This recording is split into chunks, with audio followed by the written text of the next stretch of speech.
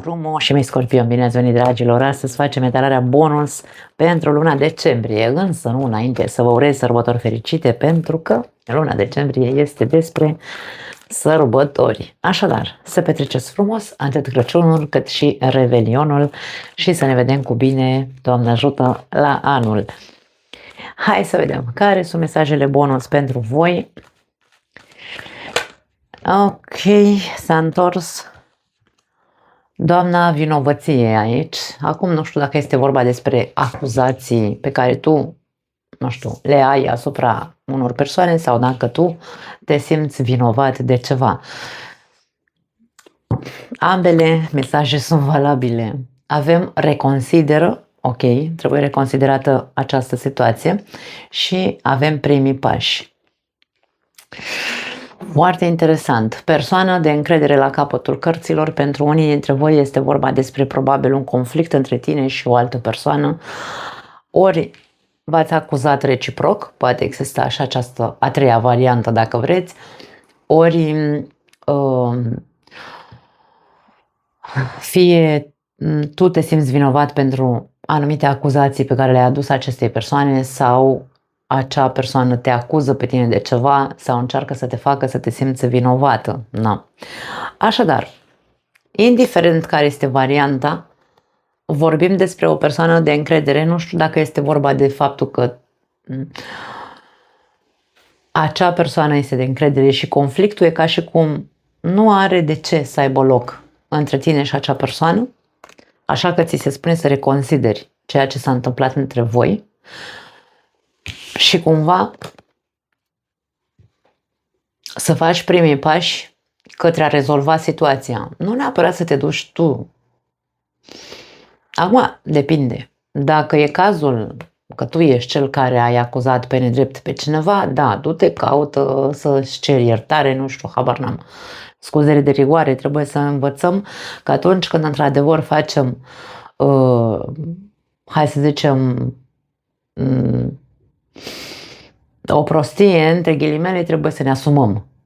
Da? Și trebuie să facem primii pași către a rectifica ceea ce am făcut. În cazul în care tu ești acuzat pe nedrept, da, aici, reconsideră să faci primii pași către a ieși din acea relație pe care o ai cu această persoană. E ca și cum trebuie să dai dovadă de încredere în instinctul tău, îmi vine să spun. Scorpionii sunt foarte instinctivi, instinctuali, aș spune mai repede, nu știu dacă e corect în românește, însă vorbim despre acea intuiție instinctivă care iese scorpionului. Scorpionul are raze X în loc de ochi, da? Deci el vede, simte și știe cu precizie dacă poate sau nu să-i ofere votul de încredere celelalte persoane. Așadar, reconsideră situația, vezi care este cu adevărat și ia măsuri, pentru că aici e vorba de a face primii pași. Ori să ieși din relația cu această persoană, ori să mergi și cu scuzele de rigoare în buzunar și cam asta e. Mai departe, hai să vedem alte mesaje pentru voi.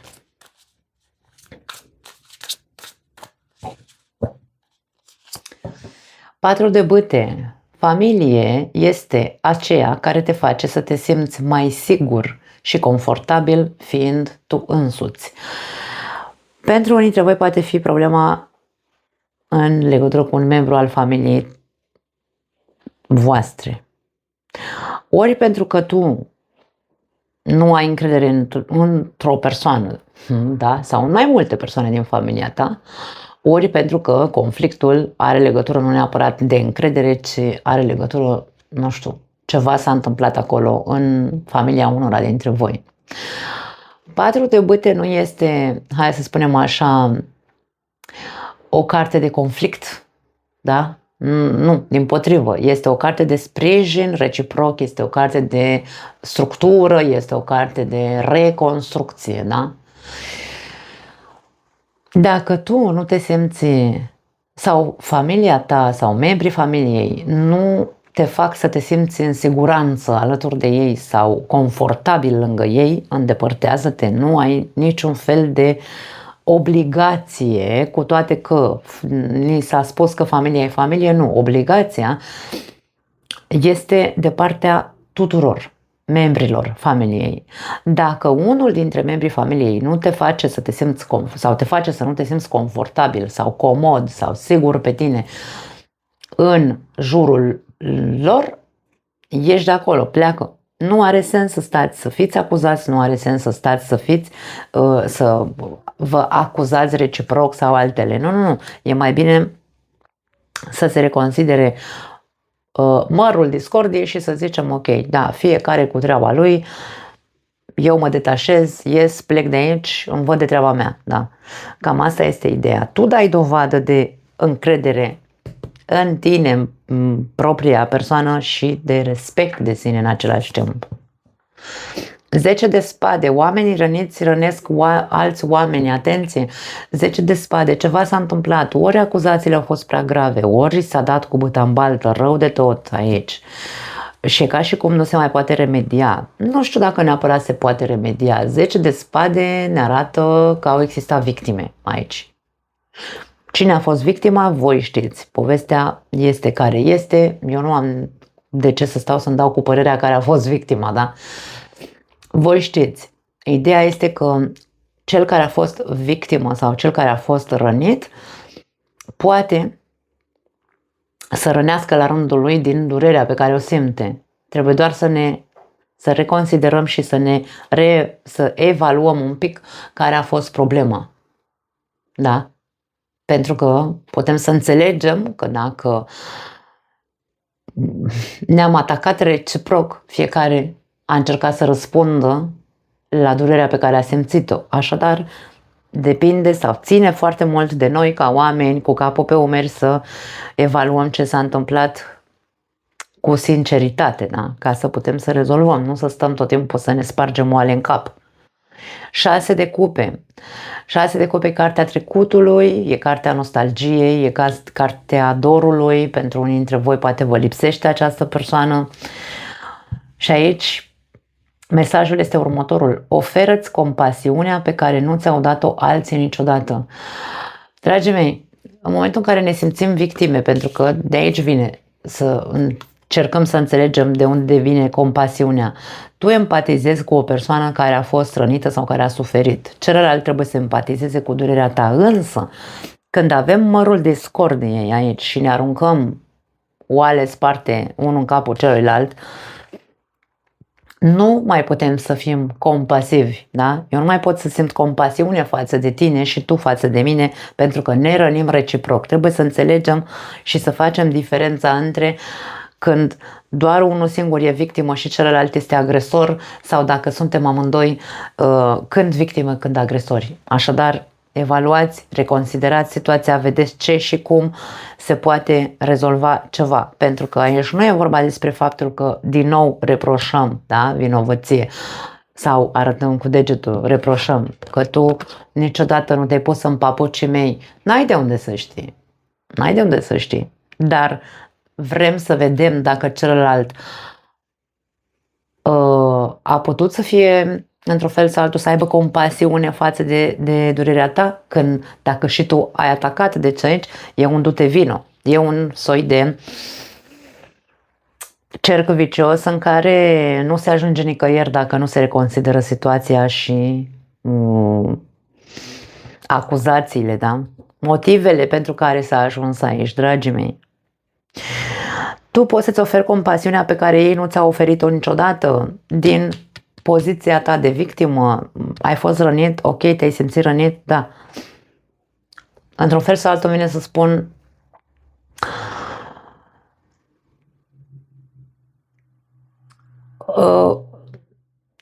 nu acceptă, cum să zic, lingeți rănile într-un fel sau altul, da? Fii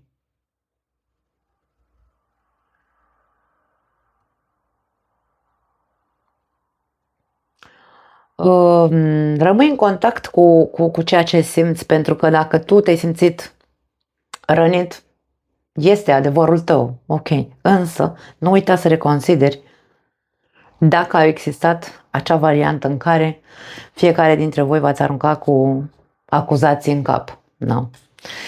Pentru că și celălalt e posibil să se simtă la fel ca tine. Și poate compasiunea ar trebui împărțită de ambele părți, nu să fie doar o singură victimă și un singur agresor. Asta simt să transmit. Avem steaua. Steaua este cartea împăcării, steaua este cartea vindecării, steaua este cartea, hai să o numim, a adevărului. Da? Până nu privim adevărul în față, așa cum este el, cu adevărat, nu care este adevărul din poziția mea și adevărul din poziția celuilalt, ci ăla de la mijloc, pentru că adevărul întotdeauna e undeva la mijloc. Până nu vedem acel adevăr, nu va avea loc iertare, nu va avea loc împăcare, nu va avea loc absolut nimic. Pentru că nu va exista compasiune nici de o parte, nici de cealaltă, dragii mei. Nu va exista reconstrucție aici cu 4 de bâte. E o situație care trebuie reconsiderată pentru unii dintre voi. Nu e pentru toată lumea, bineînțeles că nu toți treceți prin această poveste, însă mesajul stelei este următorul. Crede că vindecarea se va produce. Nu putem să credem pur și simplu și să lăsăm timpul să zicem că timpul rezolvă tot. Nu, eu nu cred în așa ceva. Mie mi s-a confirmat de-a lungul vieții că timpul nu rezolvă absolut nimic dacă noi nu facem ceva în legătură cu problema pe care o avem. Așadar, nu e doar despre a crede, este despre a produce, de a produce tu vindecarea.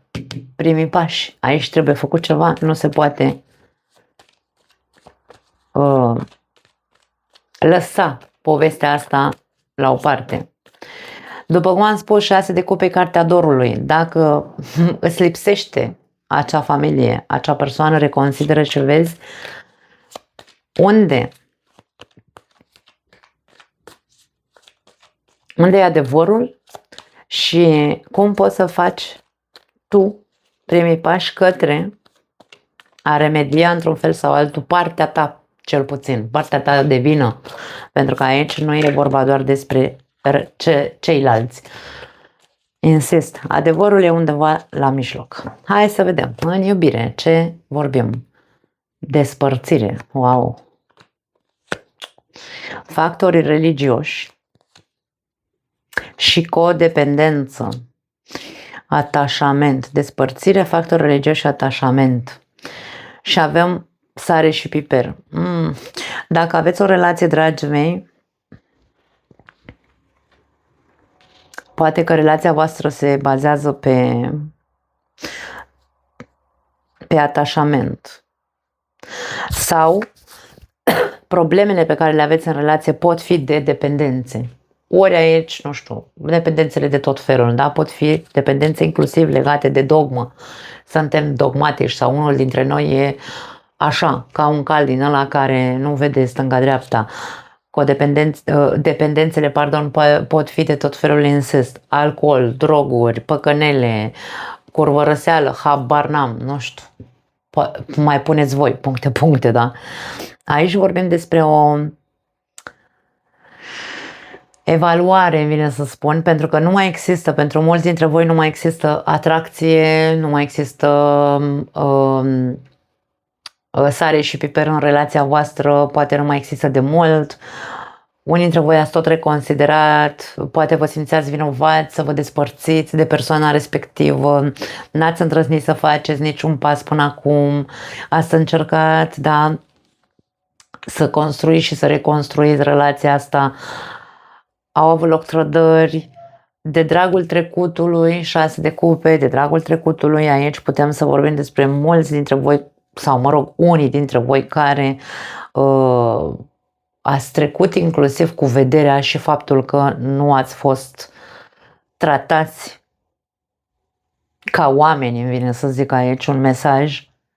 Nu, partenerul de viață nu v-a mai făcut să vă simțiți confortabil cu voi înșiși. Probabil că unii dintre voi ați avut și chestii de astea de umilire, ori v-au umilit, ori ceva s-a întâmplat aici. Te-a învinovățit pe tine de toate relele relației, poate fi și asta. Și aici este vorba despre, ok,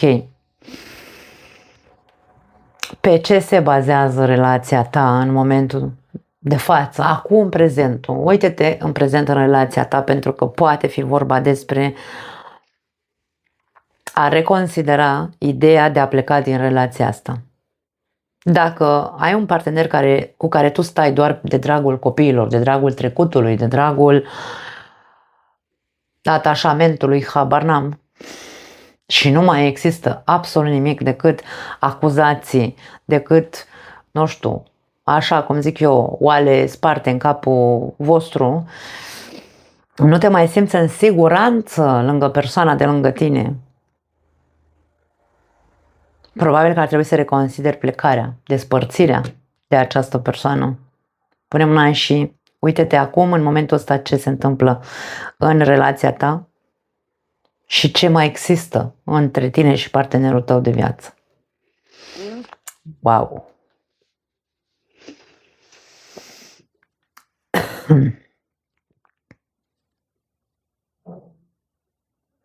Dacă sunteți singuri,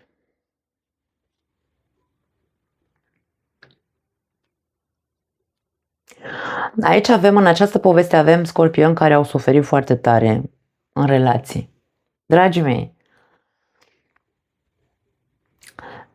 învinovățirea omenirii sau a vieții pentru durerile prin care voi ați trecut în relații nu au sens.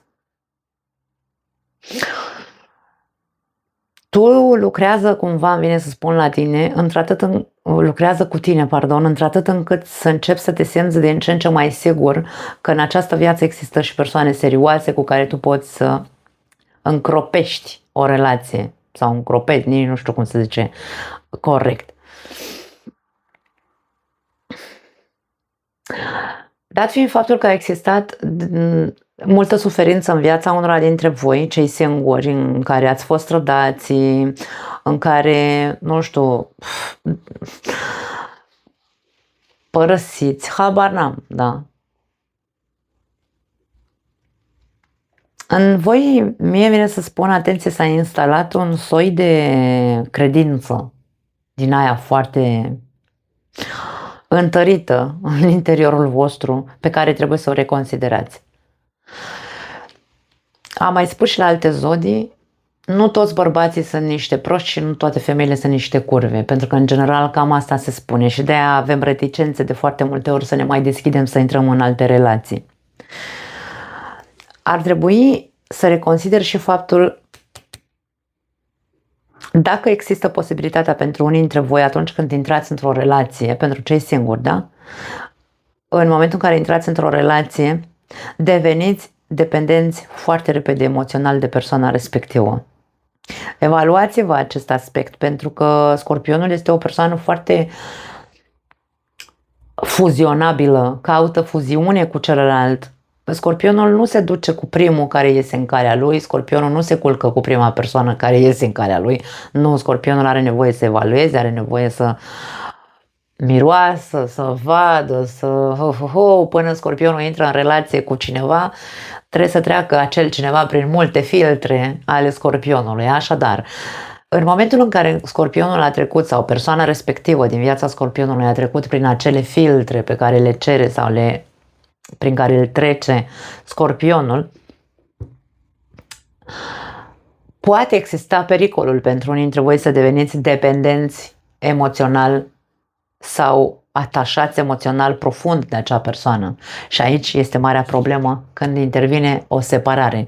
În cazul în care ajunge să vă despărțiți, gata, deja s-a terminat. E ca și cum radicalism total, nu mai îmi trebuie, punct. Reconsideră acest aspect, încearcă să faci, nu știu, orice soi de terapie care te poate ajuta să scapi de acest bagaj, pentru că e păcat să nu îți dai seama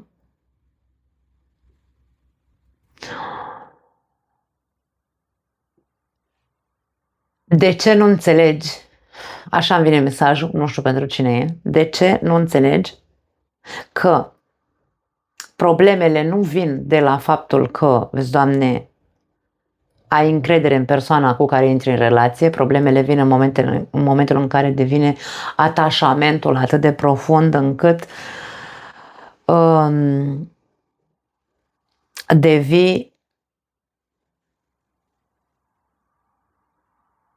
o victimă care nu se mai poate ridica de la pământ când este în prag de despărțire. Da? Ai de lucrat cu tine această problemă? Na, toți venim cu anumite tare, da? Tare se zice, nu știu cum se zice în românește. Cu anumite defecte, să le numim. Așa că dă-ți voie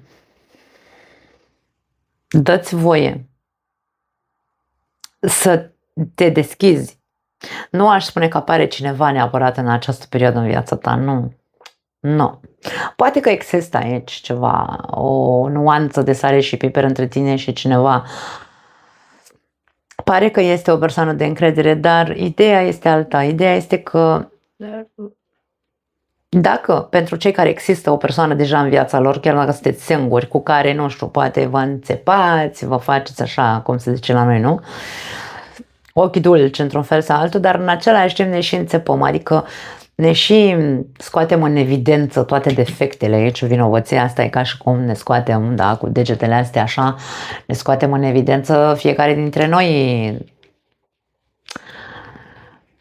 defectele. Lăsați deoparte tâmpenile astea, îmi vine să spun, și încercați să construiți ceva, dacă vreți o relație, bineînțeles. E un fel de dragoste cu năbădăi pentru unii dintre voi. Dacă există ceva între voi, există, dar nu se... Cum să zic, nu găsesc cuvântul. Nu se...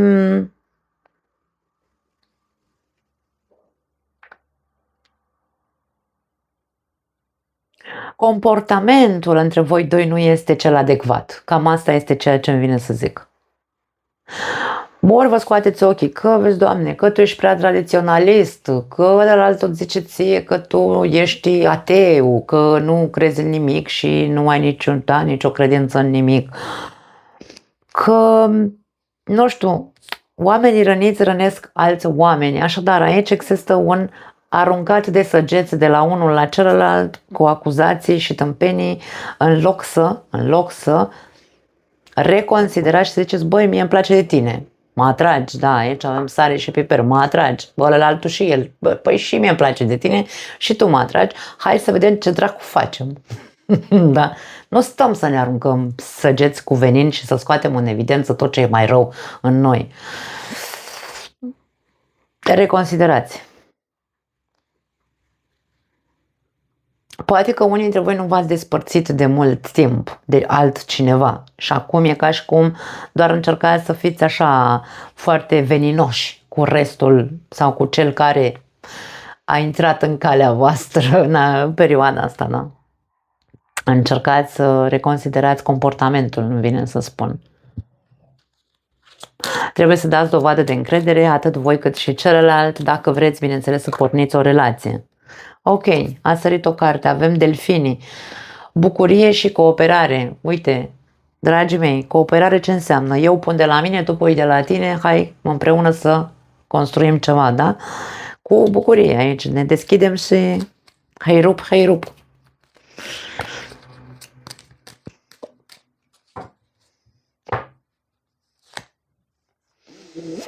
Dacă m-a rasughițul. Avem porumbelul păcii, ce să zicem, pace și seninătate este mesajul porumbelului și avem peștii, abundență și noroc, iar la capătul cărților avem ancora, stabilitate și siguranță. Poate că unii dintre voi aveți nevoie de ancora, ce înseamnă? O barcă nu se oprește dacă nu îi aruncă ancora, da? Trebuie să te ancorezi în prezent, în această viață, nu știu, îmi vine să zic prezent, foarte mult îmi vine să zic prezent la voi. Pentru că voi aveți de reconsiderat o situație. Acum nu știu dacă e neapărat vorba doar despre iubire, poate fi un context emoțional, însă nu neapărat pe iubire. Ancorați-vă undeva. În ce? În a căuta să vă repuneți pe picioare. Căutați stabilitate, căutați siguranță, securitate, însă aici e vorba despre a coopera și tu cu mai multă pace, liniște, voie bună, da, cu bucurie și cu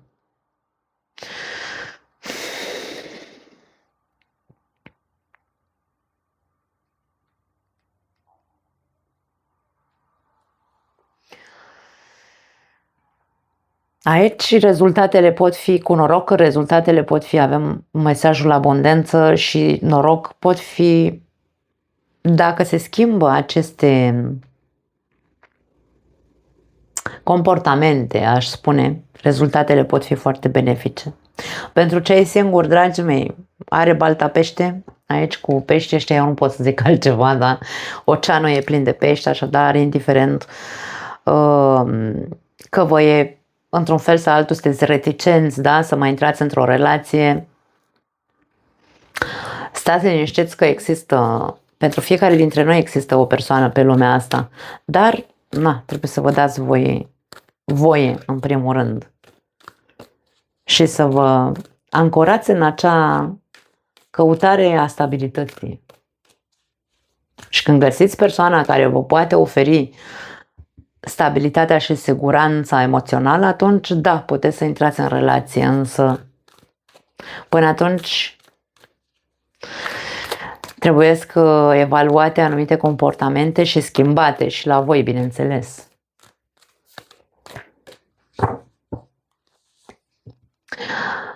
Înconjoară-te de iubire, primul mesaj pentru voi de la acest oracol.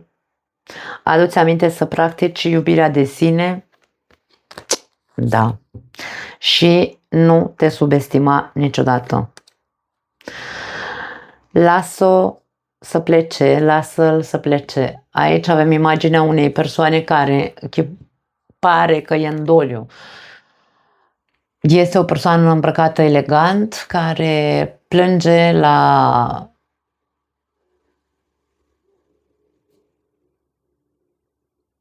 are o bentiță de doliu pe cap, o bentiță neagră și plânge lângă un copac în flăcări.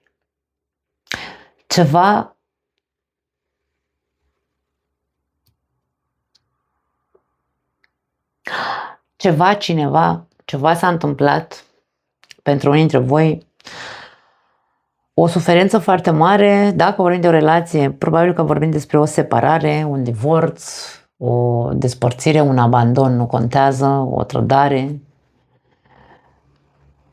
Te-a afectat foarte tare și nu, ca și cum nu mai ești om de atunci. Ideea este că până nu te detașezi de acea poveste, persoană, situație, eveniment, vei continua să fii cel care arată cu degetul sau vei continua să te simți vinovat. Nu mai are sens aici, ca și cum lasă-l să plece, lasă-o să plece, acea poveste.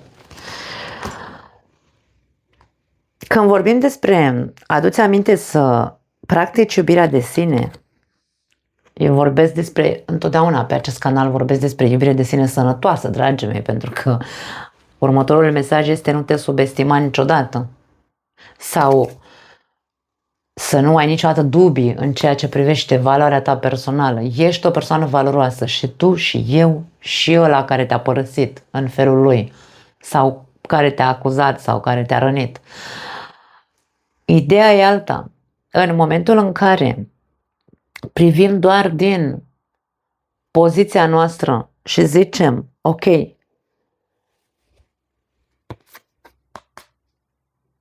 practic iubirea de sine, să mă iubesc, faci în așa fel încât să ajungi să te iubești cu adevărat.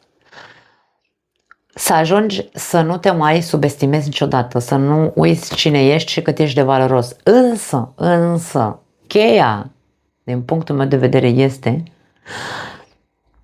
când ajungi la acest punct într-atât încât să ai încredere în tine în totalitate și să zici că ai o autostimă foarte bună, este foarte fină linia între o autostimă sănătoasă și un ego sănătos, pentru că dacă intervine ego-ul, devenim narcisiști, devenim aroganți. Suntem atât de valoroși că nimeni nu ne ajunge cu prăjina la nasul nostru.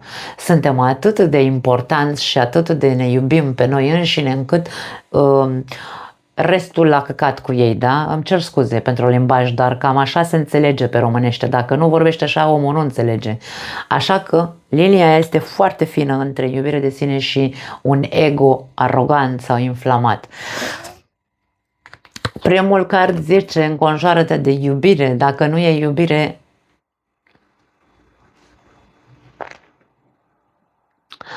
dacă nu e iubire, e doar ego. Dacă e doar ego, nu e iubire. Dacă dragoste nu e, nimic nu e, nu?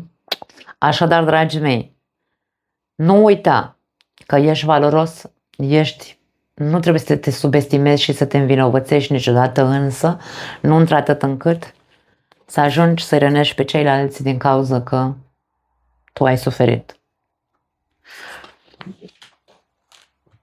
Nu mai am altceva pentru voi. Vă pup, știți că vă iubesc, ne vedem data viitoare. Ciao!